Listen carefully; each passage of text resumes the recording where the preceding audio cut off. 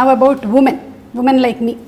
So ఈ మధ్య కాలంలో చూస్తున్నాము చాలా she teams protection. Yeah, women actually like you, by the way. Like me. Like that. My mother, my wife, everybody is a huge fan. Thank you so much. They keep commenting. ఈ అమ్మాయి మలయాళం అమ్మాయి అయినా తెలుగు ఎంత బాగా మాట్లాడుతుంది అని they keep saying. And even I told you, no, I've been watching lot of Malayalam movies. In fact, నేను ఈ మధ్యన I picked up some words also. Penkutti. I've picked up some words. Okay. సంసారికే. ఇంకేమన్నా మనసిలాయ్యో యోనా మళ్ళీ మనసిలాయ్యో అంటే అర్థమైందా? అదే మనసిలాయ్యో. తెలుగులో కూడా అదే సేమ్ వర్డ్. యాక్చువల్లీ తెలంగాణలో మనసును పట్టిందా అంటారు. కరెక్ట్. మా నాన్నమ్మ మా అమ్మమ్మ వాడే వర్డ్ అది. అంటే ఇప్పుడు అంటే తెలుగులో అది వాడరు కానీ మనసును పట్టిందా బిడ్డ, దట్ ఇట్స్ యాక్చువల్లీ మీన్స్ అర్థమైందా ఎక్కిందా. So it's sort of is very similar. But I've become a huge fan of Malayalam movies. In fact, a lot of quality content, amazing movies. Lockdownలో నేను I watched at least 50 Malayalam movies. చాలా different kind of genres. ఎక్కడ దొరికిందండి?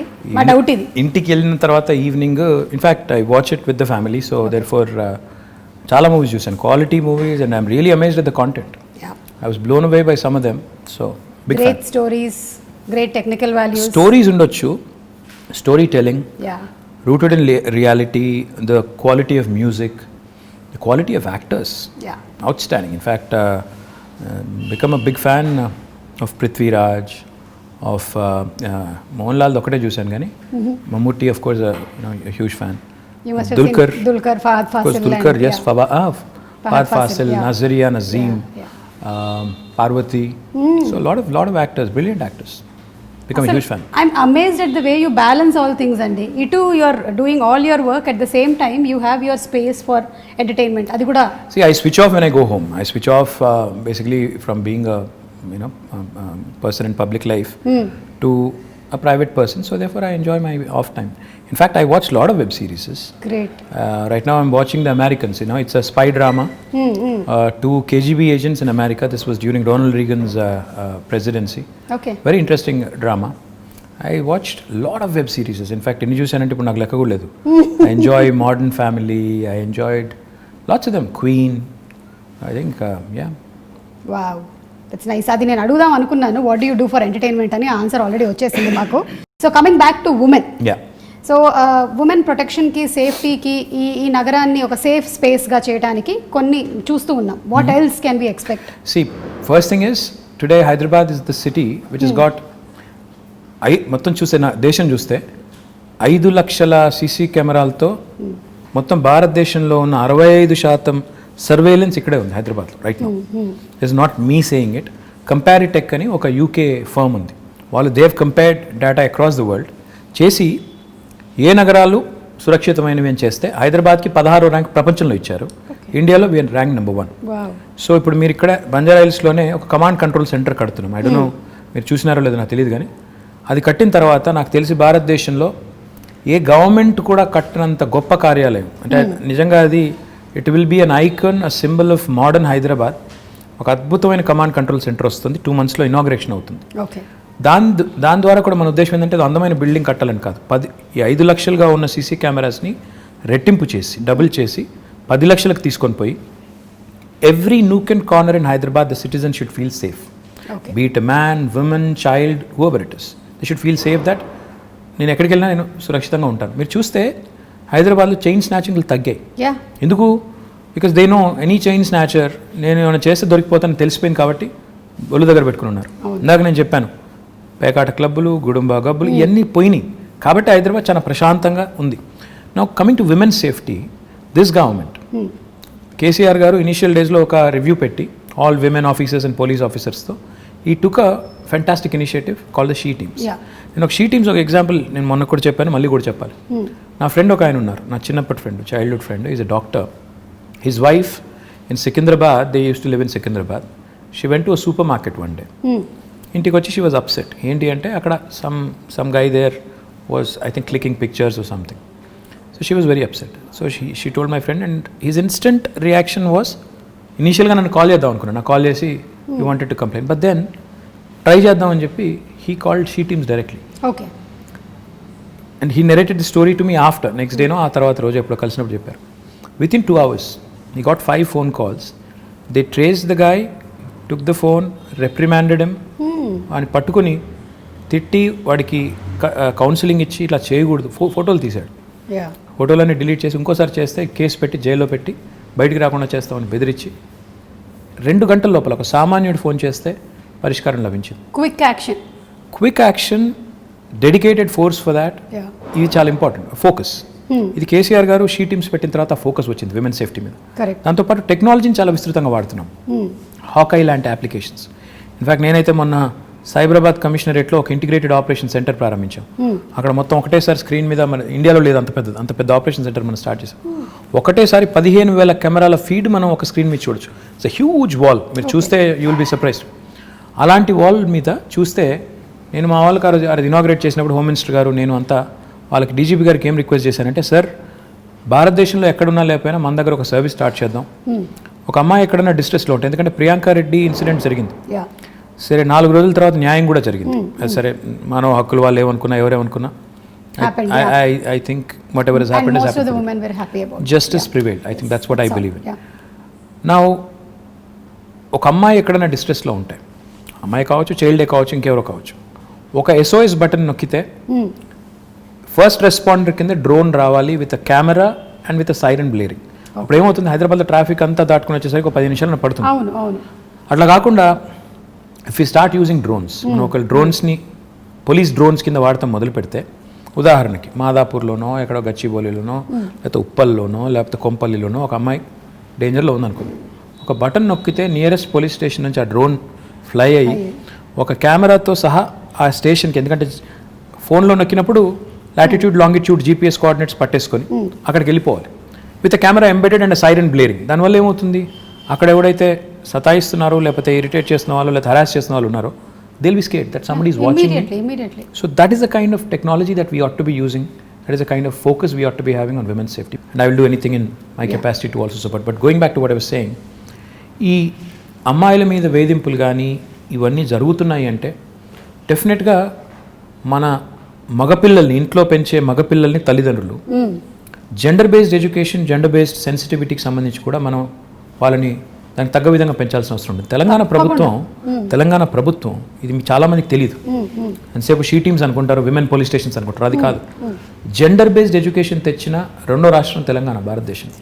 మనం gender sensitivity గురించి ఈరోజు high స్కూల్స్లో చెప్తున్నాం, పిల్లలకి నేర్పుతున్నాం. అంటే అమ్మాయిని గౌరవించాలి, మీరు జెండర్ సెన్సిటివిటీతో ఉండాలి అని మగపిల్లలకి. అంటే మనం ఎంతసేపు అమ్మాయి బట్టలు ఇలాగేసుకోవాలి అలాగేసుకోవాలని చెప్పడం కాదు, మీరు train your male children to behave, to respect అనేది కూడా మనం గవర్నమెంట్గా ఒక నిర్ణయం తీసుకుని ఆ పని కూడా చేస్తున్నాం. So this sort of comprehensive approach మీరు చూసినారో లేదో నాకు తెలియదు. ఇన్ఫ్యాక్ట్ కేసీఆర్ గారు గవర్నమెంట్ వచ్చిన కొత్తలో ఆర్టీసీ బస్సులో he created compartments. He brought in compartments and he said, you know, women, students who travel or women who travel should not be undergoing that kind of harassment, you know, crowded buses etc. అని చెప్పి ఆ grills పెట్టి అదంతా చేశారు. మీకు గుర్తుందో లేదో, మరి ఎంతమంది గుర్తుందో లేదో తెలియదు కానీ, but even that was done. So this sort of approach of making sure there are enough deterrents and also enough mechanisms in place to react properly ఏమైనా అయినప్పుడు, ఇవన్నీ ఉంటేనే సేఫ్టీ అనేది it will become that much more easy. So overall గా women safety గురించి తగినటువంటి జాగ్రత్తలు అన్ని తీసుకుంటూ ఉన్నారు. ఉమెన్ సేఫ్టీ అనే కాదు, హ్యూమన్ సేఫ్టీ అనాలి మనం అసలు. Human safety, why isolate them and, you know, make them sound weak? Every human needs safety. Our children need safety, a man needs safety. So మహిళా రక్షణే కాదు, అన్ని జెండర్స్ అంటే మగవాళ్ళు కావచ్చు, పిల్లలు కావచ్చు, మహిళలు కావచ్చు, అందరి ప్రొటెక్షన్ కూడా గవర్నమెంట్ బాధ్యత. కాబట్టి విమెన్ సేఫ్టీ అన్నట్టు కాకుండా హ్యూమన్ సేఫ్టీ అనే యాంగిల్లో ఇవన్నీ కూడా చేయడం వల్ల ఈరోజు లా అండ్ ఆర్డర్ అనేది చాలా ఎఫిషియెంట్గా హైదరాబాద్లో ఉంది. ఇది చెడిపోకూడదని మేము కోరుకుంటున్నాం. ఎందుకంటే ఏ టెన్షన్స్ లేవు ప్రస్తుతం హైదరాబాద్లో, కమ్యూనల్ టెన్షన్స్ లేవు, ఏ నాన్ సెన్స్ లేదు. ఆ నాన్ సెన్స్ రాకూడదు. ఎందుకంటే ఈ దిస్ సిటీ మొత్తం తెలంగాణకు అన్నం పెడుతున్న సిటీ ఇది. మనం దీన్ని చెడగొట్టుకుంటే, ఇక్కడ వాతావరణాన్ని కలుషితం చేసుకుంటే అందరం దెబ్బతింటాం, తెలంగాణ దెబ్బతింటుంది. కాబట్టి ఆ దిశగా మా ఫోకస్ అంతా కూడా. So coming to again personal స్పేస్లోకి వచ్చేద్దాం కాసేపు. ఇందాక ఎంటర్టైన్మెంట్ గురించి మాట్లాడాం, వైఫ్ గురించి మాట్లాడాం, ఇప్పుడు తాత మనవడు మనవరాలు వీళ్ళ రిలేషన్షిప్ ఎలా ఉంటుందండి కేసీఆర్ గారు అండ్? అంటే మీకు తెలుసో లేదో, ఒక సేయింగ్ ఉంది, ఇది కూడా ఇంగ్లీష్లోనే ఉంది. See, why do grandparents and grandchildren get along so well? Because they have a common enemy. అసలు కన్నా వడ్డీ అది అంటారు, ఇది కూడా అంటారు. ఏంటంటే దే గ్యాంగ్ అప్. వాళ్ళు they always look at you know, పిల్లలకి వెన్ ఫాదర్ ఇస్ టఫ్, అంటే ఫాదర్ గట్టిగా ఉంటే కఠినంగా ఉంటే అలాగే నచ్చదు. చిన్నగా ఫాదర్స్కి ఎవరికైనా కూడా న్యాచురలీ మనం చెప్పినట్టు వీళ్ళు చేయడం లేదని కోపం కానీ అప్పుడప్పుడు కానీ ఉంటుంది. కాబట్టి like I said, common enemy అనమాట మనం. Okay. So you get sandwich, but they get along fantastic. In fact my father I think మొన్న కొద్ది టైంలో వాళ్ళతో గడిపినప్పుడు కానీ, వాళ్ళకి ఏం చెప్పినప్పుడు కానీ, వాళ్ళతో గడిపినప్పుడు I think he enjoys it. వాళ్ళు కూడా ఎంజాయ్ చేస్తారు, ఆయనకు కూడా స్ట్రెస్ రిలీఫ్ అది ఒక రకంగా. సో చాలా నార్మల్గా ఉంటుంది, చాలా నార్మల్గా ఉంటుంది. చాలా తక్కువ గడిపినా ఐ థింక్ వాళ్ళిద్దరు కూడా ఎంజాయ్ చేస్తారు, grand father and grand children, grand mother. Yeah, మీరు మొన్నే కోట్ చేసినట్టున్నారు మై ఫేవరెట్ పీపుల్ అని, పిల్లలు. Absolutely, children. Absolutely, I adore children. నేను ఎక్కడైనా పోతే కూడా I make it a point to stop, talk to them, get to know them. అంటే ఉన్నంతసేపట్లో అంటే ఐ థింక్ నాకు అనిపించేది ఏంటంటే, నేను ఇప్పుడు ఒక పొజిషన్లో ఉన్నాను, ఏదో మినిస్టర్ అనే పొజిషన్లో ఉన్నాను. నాకు ఒక నిమిషం ఒక పిల్లోడితో మాట్లాడడం నాకు పెద్ద ఇది కాకపోవచ్చు, ఒక ఇష్యూ కాకపోవచ్చు.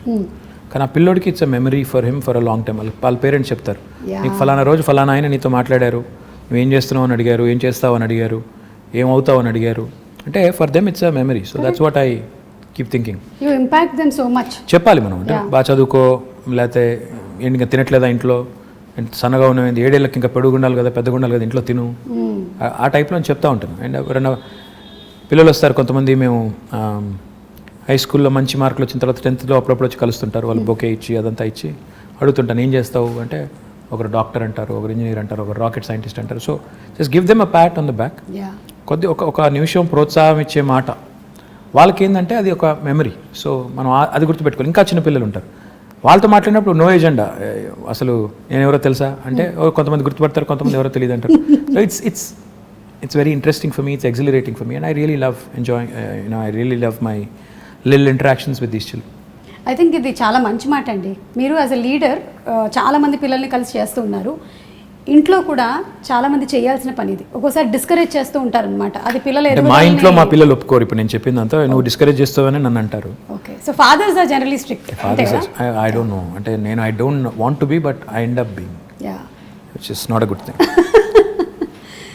ఓకే, సో నేను రైల్వే క్వార్టర్స్లో ఉండే రోజుల్లో మా నాన్నకి ఒక డ్రీమ్ ఉండేదన్నమాట, ఒక 2 bedroom హౌస్ కావాలి అలాగని. So later on we had that house, and then whatever I grew in this profession, I got married and house అంతా. కానీ ఇప్పుడు రోటీ కపడా మకాన్ అనేటువంటి ఆ కళలో ఈ ప్రాజెక్ట్ ఏదైతే తీసుకున్నారో, the 2 bedroom houses, I think that's great and amazing. సుమం, 2 bedroom హౌస్ అనేది కేసీఆర్ గారికి ఊరికే ఏదో వచ్చిన ఆలోచన కాదు, ఓట్ల కోసం చెప్పిన మాట కాదు. ఆయన చాలా ప్రాక్టికల్గా ఆలోచించే మనిషి. ఆయన చదువుకునే రోజుల్లో చింతమడక అని ఆయన నేటివ్ విలేజ్, అక్కడ నుంచి దుబ్బాక అని ఇంకొక టౌన్ ఉంటుంది దగ్గర, ఒక 8-10 kilometers ఉంటుంది. ఈయన అక్కడ కొన్ని రోజులు రోజు డైలీ అప్ అండ్ డౌన్ చేసి చదువుకునేవారు. మా తాత ఒక రోజు డిసైడ్ చేసి, ఇక నువ్వు రోజు అప్ అండ్ డౌన్ చేయడం, ఇంత పోయి రావడం బాగా, అప్పుడు సైకిళ్ళు లేకపోతే ఎడ్ల బండ్లు, ఆ టైం ఇంత టైం పడుతుంది వద్దని చెప్పి దుబ్బాకలో ఆయన ఒక ఇంట్లో ఉంచారు. ఓకే, అక్కడ వాళ్ళ టీచర్ గారి ఇంట్లో ఉండేది, రాఘవరెడ్డి గారు. వారి ఇంట్లో కొన్ని రోజులు ఉన్నారు, ఇంకొక వేరే వాళ్ళ ఇంట్లో కొన్ని రోజులు ఉన్నారు. ఉన్నప్పుడు ఆయన చూసారంటే ఒక క్రౌడెడ్ ఫ్యామిలీ ఎలా ఉంటారు అంటే, ఆయన ఇల్లేమో పెద్దది, కేసీఆర్ గారికి వాళ్ళ తండ్రి గారు వాళ్ళ పెద్ద కుటుంబం అయినా ఇల్లు పెద్దగా ఉండేది కాబట్టి వాళ్ళు దేవర్ కన్వీనియంట్. అక్కడ ఉన్నప్పుడు ఆయన అవగాహన అంటే, అక్కడ కానీ తర్వాత హైదరాబాద్లో కూడా కేసీఆర్ గారు ఆయన బ్యాచిలర్ డేస్లో కాదు, యాక్చువల్లీ పోస్ట్ గ్రాడ్యుయేషన్ అంటే పెళ్లి చాలా ఎర్లీగా అయిపోయింది. 14 yearsకే పెళ్ళి అయిపోయింది ఆయనకి. సో ఆయన బ్యాచిలర్ డేస్లో ఆయన ఇక్కడ ఉస్మానియాలో చదువుకున్న రోజుల్లో నింబోలి అడ్డా అనే ఒక ప్రాంతం ఉంటుంది, అక్కడ ఉన్నారు. తర్వాత ఇక్కడ మోజంజాహి మార్కెట్ పక్కన మయూరా హోటల్ అని ఒకటి ఉండేది, అప్పుడు ఉందో లేదో తెలియదు, ఆ విక్రాంత్ థియేటర్ పక్కన, అక్కడ కొన్ని రోజులు ఉండేది. సో ఆయనకి తెలుసు అంటే సామాన్యుడు ఎంత ఇబ్బంది పడతారు,